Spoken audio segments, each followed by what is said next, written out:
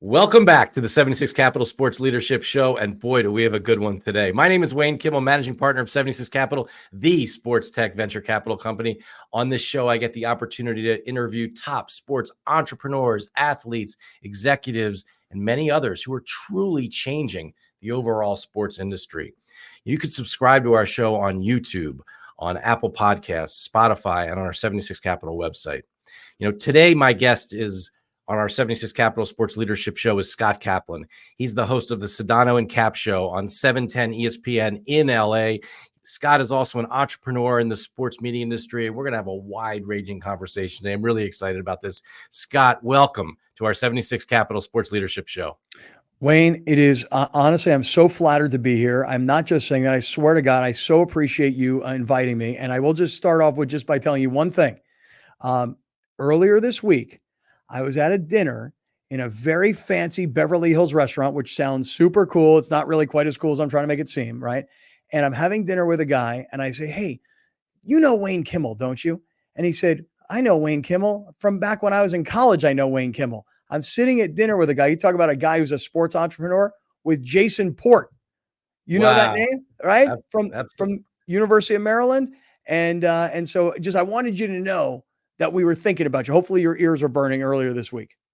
Well, Jason is a great guy at Redbird now. And, yes. and he's been an entrepreneur ever since I knew him, when he was selling hot dogs outside of the hottest bar at the University of Maryland. So that's great. That's great. You must have been at a really nice restaurant if you were out with him. I was out with him and another friend of ours, and the three of us, it was just one of those sort of serendipitous moments that we weren't expecting. But he was in LA because his son is at USC, and he was on his way to the University of Michigan to go to his son's college graduation. I'm on my way to Boise State to go see my daughter graduate. And our other friend was in town from Boca Raton. And before you knew it, the three of us were having dinner at a really nice place. So it was great too. Like I said, it was just your name came up. And I was telling Jason about our relationship. Yeah, it's amazing. That's amazing. And I love the fact that, Jason's son and my son went to camp together. They're friends. So it's just amazing how these things continue to move on. And hopefully, they'll do some amazing things across, when it's their turn in the sports, business world. Well, let's get right to it. I mean, we're talking about sports. We're talking about the sports, industry. Things are just, it's unbelievable what's happening out there today. When you look at the sports, the media, and the entertainment industry, I don't think this industry's ever been as hot. I mean, what is your take on all this that's happening right now? Yeah, I would agree. And my perspective is based on, the fact is I really spent the last 20 plus years of my broadcasting career in San Diego. And while I was in San Diego, when I first got to San Diego from New York and prior to that, South Florida, I was very much just what I would say, just a broadcaster. I did what most of the guys who in my business did. I watched SportsCenter. I read every magazine, every newspaper back then. And then I went on the air and I talked about it for 3 or 4 hours a day. But along the line, I was lucky enough to work with a guy named John Lynch. And John is, John Lynch Jr., the general manager of the 49ers. This was his dad, who was one of the real early founders of sports talk radio, especially here in Southern California. And he taught me along the way about sales. And I was very lucky to learn that from him. And then as my career as a broadcaster has moved from San Diego to Los Angeles, I've gone from the smaller market that lost its NFL team to the much bigger market that has every team and really two of everything. And every team has multiple major superstars. And I get to work with a company now in ESPN and also Good Karma Brands, which I'm sure you're familiar with them. So I'm really right in the middle of this intersection of broadcasting and business and teams and rights. And for me, my own entrepreneurial venture. So, that's a very long-winded way of saying I completely agree. The sports world is on fire right now. Well, you talk about LA, right? With LeBron, with Trout, Ohtani, Mookie Betts, Herbert, Tatis, Machado going down to your San Diego, where you're sitting in San Diego. I mean, these are major gigantic names. And I didn't even mention Bronny, and we'll get to him in a second. But I mean, it's incredible. And there's no shortage of stuff to talk about every day. No, that's right. And listen, you mentioned a bunch of big names there. One name that you didn't mention was Matthew Stafford. Okay. And when you think about the coaches, Sean McVay was this young up and coming superstar coach, and had taken the Rams to the Super Bowl, lost to Bill Belichick and the Patriots, came back and won a Super Bowl, right, in his home stadium, which was an amazing year. And then the Chargers, you talk about sports business in particular, the Chargers have known all along that they were not a wanted commodity in LA, and they've not been successful on the field in LA. And they do what they always do, which is keep changing coaches every couple of years. And they always get first-time head coaches who are inexpensive and totally controllable. And finally, this past year, knowing that they're in a business battle against the Rams, they finally went out and spent the big money, over $15 million a year, to go get a guy who's not only a great coach, but an incredible media character in Jim Harbaugh. So you're right. I mean, the names of the players, of the coaches, they're just everywhere in the LA sports landscape.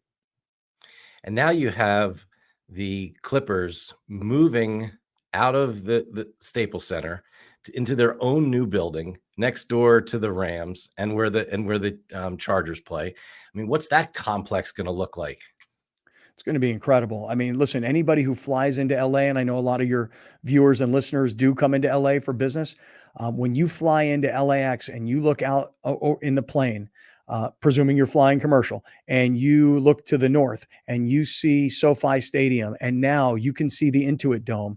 I mean, listen, Steve Ballmer, to his credit, and listen, you talk about sports being on fire.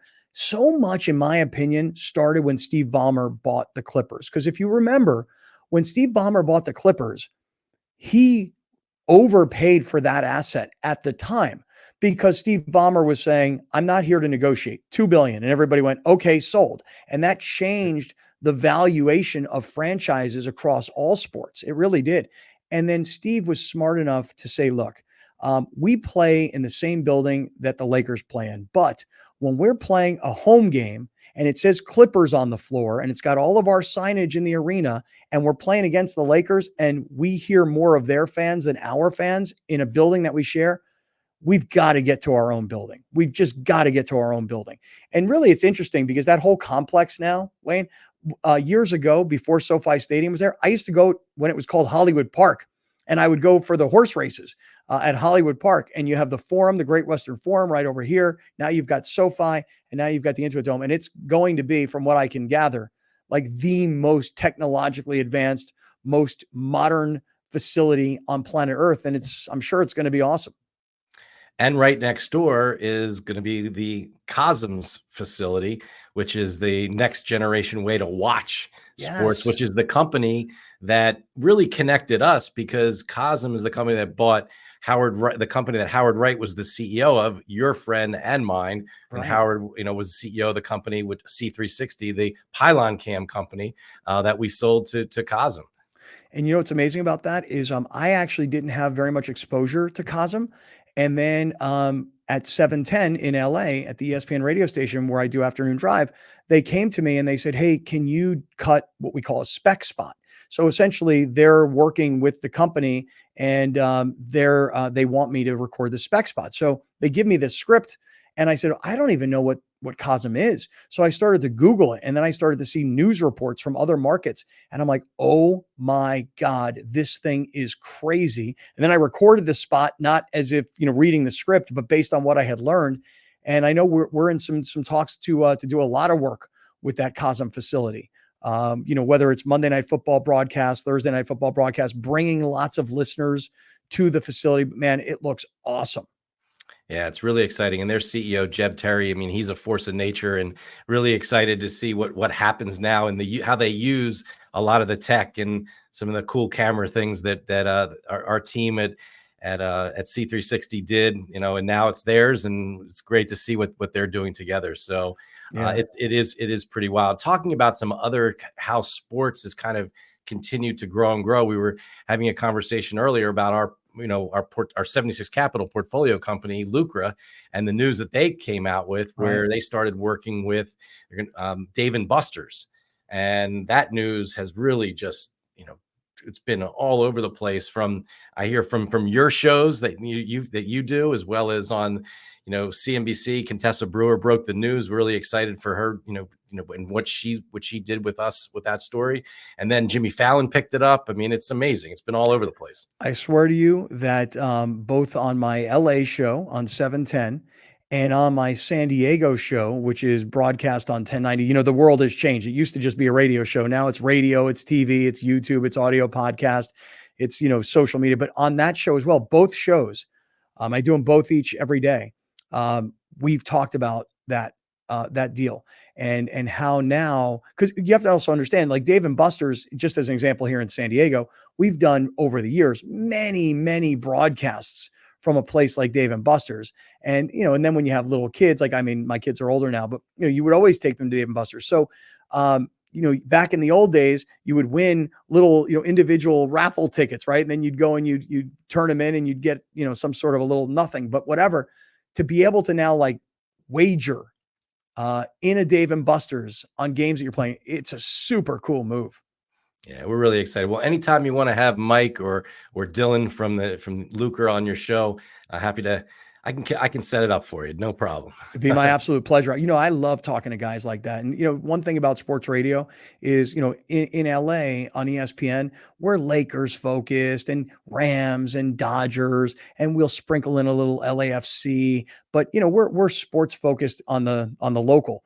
In my San Diego life, I get to live like a whole different life of really interviewing interesting sports business leader types, because I'm super fascinated by it myself. And also, let's face it, I mean, you got the San Diego Padres, you got San Diego State basketball.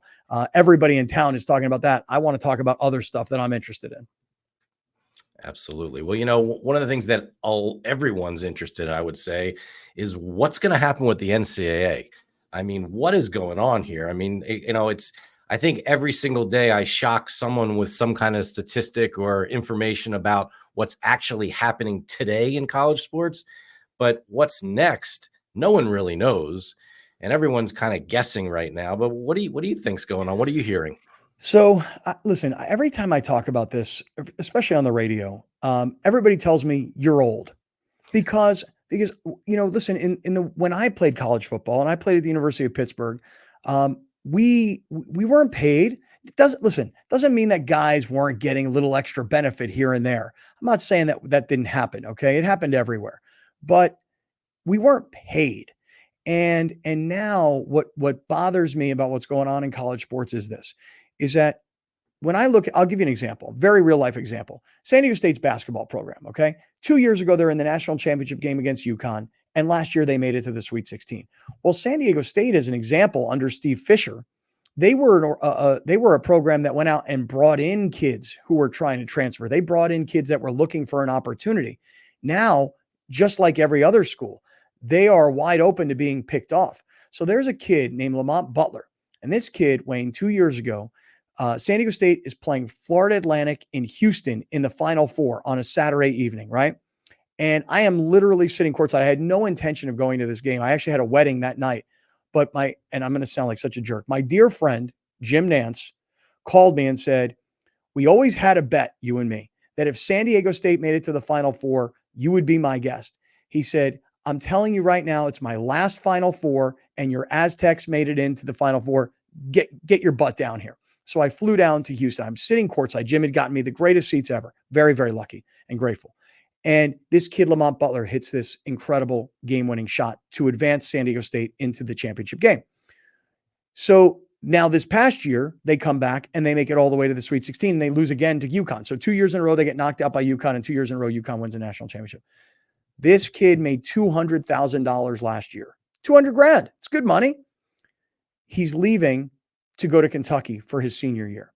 Now, Kentucky obviously fired John Calipari, and Kentucky has come to realize that 18-year-old freshmen, as decorated as they may be in high school, don't win in the NCAA tournament. So they need a legitimate, borderline grown man, point guard who knows how to play defense, and they'll pay him a fortune. And rather than staying in San Diego where he could be an all-time legend, where he might have a car dealership next to Jimmy Johnson, the NASCAR driver, or maybe he's got a restaurant as Junior Seau did forever, or a beer named after him like Tony Gwynn. Instead, he's going to take the money right away. Now, on one hand, I can't really blame him for taking the money, but on the other hand, it's like, think a little further out than just, just the short term. And this whole idea of leaving every year and leaving for money, how does anybody build a program? And where's nobody has any loyalty, and people say, oh, loyalty. Well, the schools never had loyalty to the kids because the kids never made any money. I didn't make any money in college. I'm very loyal to my program, very loyal to my school. I'm proud to have played in my school. I get called old all the time, Wayne.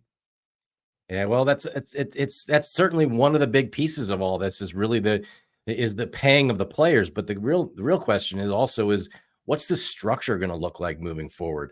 Where will there be conferences moving forward? Will the NCAA be the NCAA? I mean, you being out in California, I mean, the Pac-12 just disappearing over a weekend. I mean, will these types of things continue to happen? These are the kind of questions that we're all kind of waiting to see what happens. I know. And that whole thing, the Pac-12, it's interesting. I want to say that in the first round of the draft this year, the NFL draft, I'd have to go back and look for sure, but I want to say that like 25% of the players drafted in the first round all came from the Pac-12, a conference that no longer exists. Can you imagine that?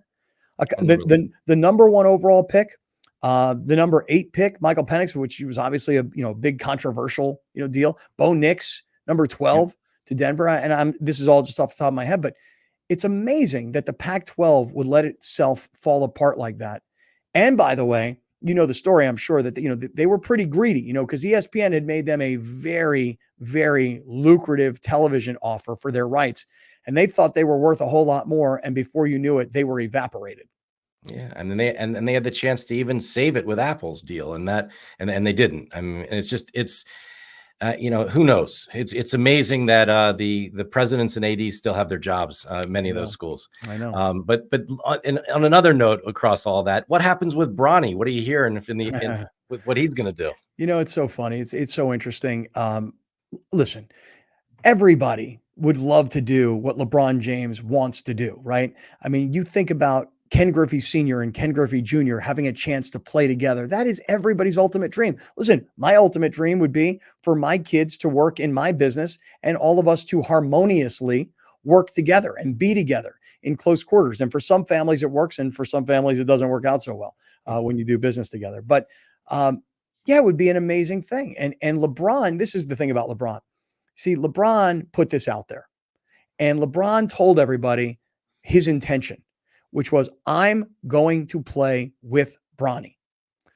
And we in the sports media, we eat this kind of stuff up, man. This is just amazing.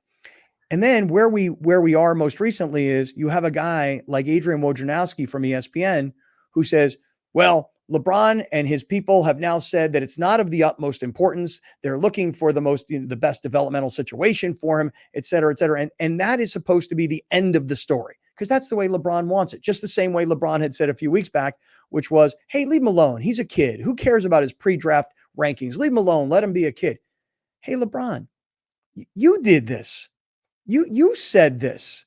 You put this out there for public consumption. And then, in the NBA world, when you cover the NBA, you either suck up to LeBron and his people or you get shut out, and you either push their agenda or you don't get information from them. And then for guys like me who don't really care about that kind of stuff, I'll say what I want to say about it. But, Bronny, listen, I'll just say this about Bronny. I hope he becomes a great player. I really do. But you know what? Michael Jordan's kids didn't become great players. Joe Montana's kids didn't become great players. Dan Marino's kids didn't become great players. And there's plenty of examples of kids that did. Well, look, I mean, what's happening right now? I mean, our Sixers here in Philly, right, playing against the Knicks and seeing Rick Brunson and his dad, or sorry, the other way around, right? Yeah, right. Rick as the coach, being as the dad, right? Having his son on the team as him being the assistant is amazing. I mean, and seeing that, and hearing the stories of him training him and then having him be as good as he is out there is pretty incredible. Yeah, it's an incredible story. And listen, I feel kind of bad for Bronny James because he has been given all of this status, not because he was the best high school basketball player, because of who his dad is. Okay. And we get it. We get it, right? I mean, he got the NIL deals, he got the All-American status, et cetera, in large part because of his name. Doesn't mean he's not a good player. But if you go to USC's basketball team last year, there were probably 3 or 4 other guys on the team that you go, well, that's probably a closer to NBA product right there than this young man.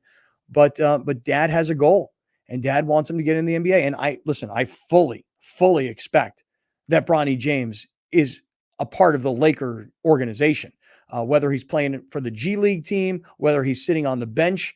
LeBron has said many times, man, my son could be playing for us right now. He's better than a lot of players that I see in the NBA. So LeBron keeps perpetuating this story. So, well, it'll be interesting to see. Well, one of the other big stories, certainly in the sports business world, is sports betting. And being in the LA area, I mean, the Ohtani situation, you guys being in the middle of all that. I mean, being the fact that, and then also being in LA, being in California in general, where sports betting is not legal yet. But then having this major, controversy, more than controversy, this major situation that occurred with him or without him just as translator. And so we'll see whatever that means. But what's your take on just the overall sports betting industry? We're coming up on May 14th this year will be the 6-year mark of the fact that you can have sports betting outside of the state of Nevada, and now you're at close to 40 states. This year we'll probably hit over $150 billion bet on sports. What are you thinking about all that? The first thing I'm thinking about is, hey, I was late to the party. And I think a lot of the reason why a guy like me was late to the party is because when I kind of was growing up, through college sports and, the couple of cups of coffee that I had as a kicker in the NFL, we were always brainwashed. We were always told, you cannot bet. And then, there's been scandals along the way related to betting. And you're like, oh my God, this is so bad. But the thing is that I remember and I know you guys have been involved in the Vision deal, right? And when I remember when Brent Musburger went to go do that, I was like, wow, what's he doing? I'm not clear on this. And by the way, I've been in the horse racing business for 20 years. And so for someone who's been in horse racing to not have had my radar really turned on to sports betting, I should have kind of seen it coming, and I didn't. And then you start to realize, particularly in sports radio, that there's a lot of money to be made when it comes to wagering. And that's why I know for me in California, I was pushing hard to see sports wagering become legal in the state of California. I was very disappointed in the last election that didn't happen. But yet there are other places or there are other ways that people are using wagering in California. I mean, just as an example, one of my biggest sponsors is Prize Picks. I mean, if you were on any podcast platform and you hear a Prize Picks ad, you're likely going to hear my voice on that ad because we've been so successful with Prize Picks in LA that they asked me if I would actually do the voice work for them. And of course I was flattered to do it. But whether it's Prize Picks or FanDuel or networks committed to just talking about gambling, it's the hottest thing going right now.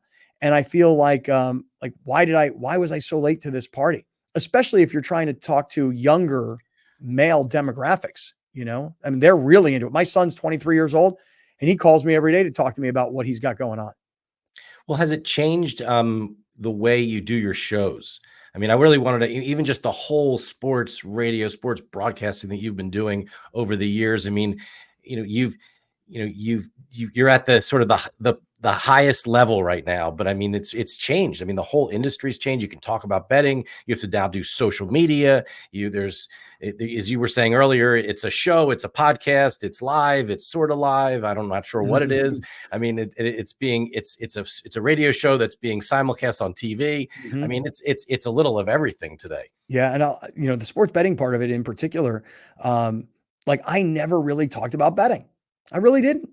And then within the last 2 to 3 years, you mentioned that it's been 6 years, but within the last 2 to 3 years, if you're on the air and you're talking about an NFL game that's coming up this weekend and you're not mentioning the odds in the game, the over-under opportunities, the money line, if you're not mentioning those things, you're missing out on important data that the audience now expects, wants to know, and you need to understand it. when I hear people on the radio now saying, well, I don't understand. What do I have to do? Bet $1 to win $200? I'm not sure I'm clear on this. I'm like, well, you know what? Then you're not really doing your homework, because it's important to actually know this. You don't have to be an expert. You don't have to run a book in Vegas. You don't have to be a host on VSiN. I mean, but you should probably have some working knowledge of basic gambling lingo and how things work. And like I said, I was a little late to that party, but now, I mean, I'm all in. I mean, I have people talk to me all the time. They're like, hey, would you be willing to move your podcast to this network that's very gambling specific? And I'm like, yeah, I think we do enough gambling talk that we would actually fit there. And so I've had those conversations, because 5 years ago, I wouldn't have been able to have that conversation at all. We'll talk about a little bit some of the other things that you're also working on. You've got the two great boards behind you. If someone's watching this, our 76 Capital Sports Leadership Show on YouTube, they'll see the two boards behind you that have Sided on it. Share us with our audience what Sided's all about and what you're doing there. So, I thank you for that, by the way. Several years ago, I kept thinking to myself, the job has changed. It used to be show up, talk on radio, go home. And then with social media, it was like, wait a second, I have to be on everything: Twitter, Facebook, Instagram, LinkedIn, TikTok, Snap, you name it, I had to be on it. And I was spending a lot of time on those platforms. And I realized it's taking a lot of time, and I don't get paid for that.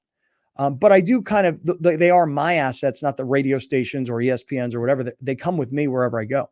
And so I wanted to create a platform where broadcaster types could actually monetize their social engagement. And that was my sort of first thought on all of this. So I drove up the road to see Jim Rome, and I've hosted the Jim Rome show many times, and I have a good relationship with Jim. And I said, Jim, do you make any money in social media? And at the time he said, absolutely not. I don't make any money. So I'm like, you have over 1.5 million Twitter followers and you don't make any money. He's like, none. And at the time, the late, great John Clayton, I was having the same conversation with him. I was like, John, you've got over 1 million Twitter followers. Do you make any money? No, I don't make any money. So my thought was, how can I help people in my position make money with their social platforms? And I'll tell you something, Wayne, it didn't work. Didn't work at all. I found that guys who were my age and in my business, they were kind of hard to change platforms. They were already committed to Twitter or Instagram. And also the audiences, which were a little bit older at this point, they also were not downloading new apps. You say to a 55-year-old guy driving down the road, download this app. He's like, oh my God, I don't know what to do. What happened though, coming out of COVID, was very interesting. What we found is that what we had built as a consumer product actually worked better for sports digital publishers as an embeddable product on their website. And the problem that many of these publishers were having was they were having a hard time monetizing, and they were having a hard time collecting certain data, and they were having a hard time creating, really engaging type of things on their website.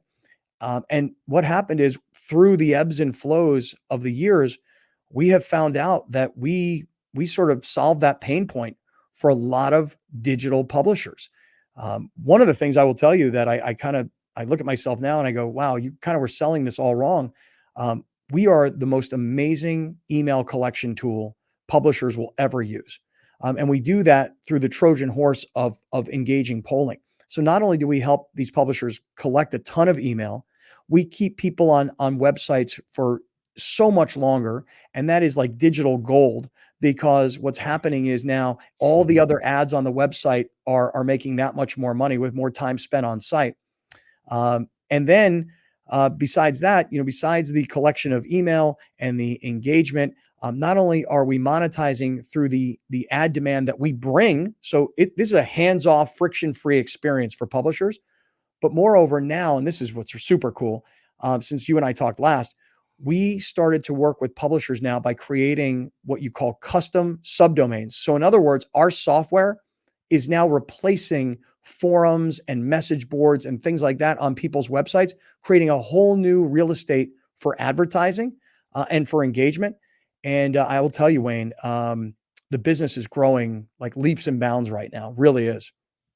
That's tremendous. I mean, and it's you and your team that are building this. I mean, if you want to talk about some of the people that you're working with on this, and Yeah, it is pretty incredible. First of all, I'll say this. I had never, I worked for a company years and years ago in the mid 90s called Sportsline USA. And I was probably the 40th or so employee at Sportsline USA. I was a young guy. And when we actually merged with CBS Sports, I can remember being at a dinner one night and there's Les Moonves and there's Sean McManus and here's me. And I'm like 27, 28 years old. Like, I don't know how I'd gotten there, you know? But this was a big business transaction, and I was the 40th or so employee at what was essentially a startup. And there's Ross Levinson, who just recently, was resigned as the CEO of Sports Illustrated. And there was a guy named Mark Mariani, who was, it was a big deal with Turner, and came to Sportsline. And Mike Levy, who was our CEO. I mentioned Jason Port earlier in this conversation. So all these interesting people and very successful people were sitting there, and I got this taste as a young guy for what it was to start a company. And then we took it public, and, our stock price, went through the roof and everybody made a bunch of money.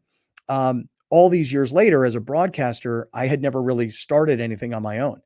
And I raised the first $500,000 for this company. And then it was like, we started to build and build and build, and I needed more money. So I went out and raised another $500,000 just to kind of keep things going. And to date, we've raised about $2.5 million so far. In two separate safes, simple agreement for future equity. And we're motoring right now. And it is still a pretty small team. I've got an engineering team. You'd love this, man. You would love to hear these calls. I got a guy in India. I got a guy in Romania. I got a guy in the Philippines. I got a guy in North Carolina. I got a guy in Ohio. You got to hear these phone calls, man. I mean, hold on. What'd you say? Like, people, but engineers and CTOs and, sales and marketing. And I've just been super lucky, Wayne. I swear to you, the notoriety that I have gained through being on radio is how I was able to meet people that became angel investors in this project. yeah, that's it. It's awesome. It's awesome. Look, Scott. I mean, we could go on. It seems like for hours. I have so many more other topics we want to hit on. You have to come back again. We didn't even get to talk about your playing career at Pitt afterwards. All the trials and tribulations, all the other San Diego type, people that we probably want to talk about. But, it's, and really, I wish you, a ton of luck with everything you're doing at Sided at ESPN and your show in San Diego. And, let's find some more ways to do things together. And I love the fact you got the prize picks right, there. You got the book right there. I got this. Let me tell you something. This book, first of all, thank you so much for sending this to me. You talk again about being late to the party. Somebody had asked me, have you read Wayne's book? I've seen you connected to Wayne on LinkedIn. Have you read his book? I said, no, I haven't read his book. They're like, dude, this is a sports business Bible. You need to read this. And you were so generous to send me a copy. And also my lead investor in Sided, who's a super interesting guy, major sports fan, ultra successful guy. You send him a copy of this book too. And the interesting thing is the next time we talk together, whether it's on my show or on your show, I have it in my calendar. This is how ridiculous life has gotten. I have it in my calendar that I'm flying to visit my daughter for her graduation this weekend. And though it's on my calendar, finish this book. So by the next time we talk, I can't wait to talk about this book, even though I realize it's a couple of years old and I'm late to the party. Well, I really appreciate that. And love having you on the show. Love your energy, your enthusiasm, and just knowledge of the overall sports business industry and the overall sports broadcasting industry. And, maybe even, hopefully this summer, you'll get a chance to connect with our guys from our sports broadcasting camps when they're out west this year. I'll have to make sure that you get in touch with our guys, Steven and Jeremy, and everything they do over there, because they do great work training the future broadcasters, the future Scott Kaplans of the world. So again, thanks so much for joining our show, Scott. It's been awesome. It's been a total pleasure. And I know how vast your audience is. So I'll just say this, for anybody that is in the sports publishing business, we can help you guys, and you should definitely get a hold of me, because we can help you guys with a lot of things with our software. So I really appreciate the opportunity to promote that while I was here. Thank you so much, Wayne. Yeah, absolutely. Well, why don't you just real quick, just give everyone, what's the best way to reach you, Scott? Best way to get a hold of me